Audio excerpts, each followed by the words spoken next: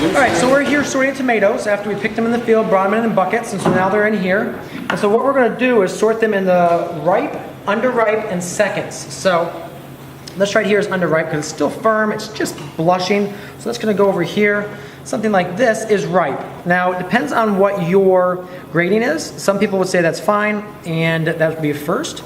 And so some people would say even the slightest defect would be a second, but it really depends on how hard you're sorting on your farm.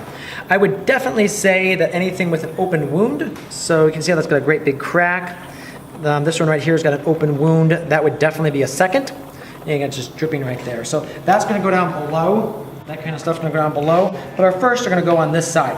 And then we're just going to work through our crates. Now, if we're using something like copper on our tomatoes and we're going to have to wipe them, then at this point we'd also get a cloth out and wipe them down.